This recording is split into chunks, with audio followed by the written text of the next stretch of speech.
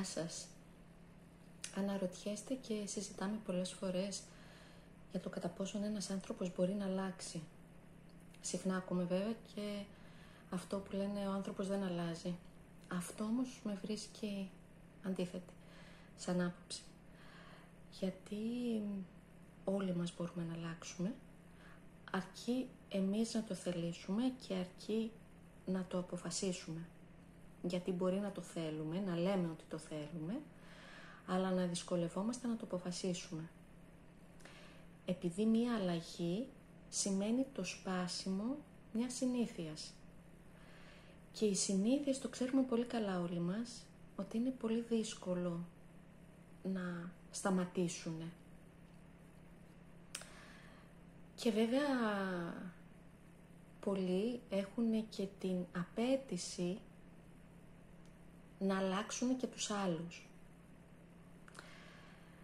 Εδώ να το πω πάρα πολύ απόλυτα ότι κανένας δεν μπορεί να αλλάξει τον άλλον παρά μόνο αν ο ίδιος το αποφασίσει για τον εαυτό του.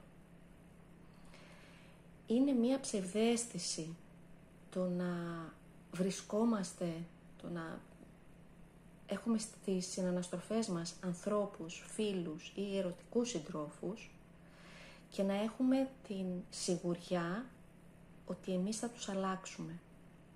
Δεν γίνεται αυτό.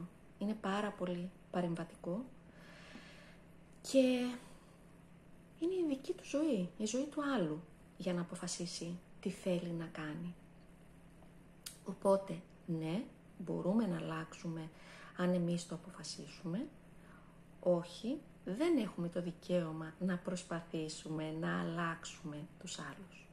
Μπορούμε να τους δώσουμε κάποια κίνητρα, μπορούμε με το παράδειγμά μας να τους εμπνεύσουμε, αλλά όχι να προσπαθήσουμε να τους αλλάξουμε. Οκ. Καλή συνέχεια σε όλους.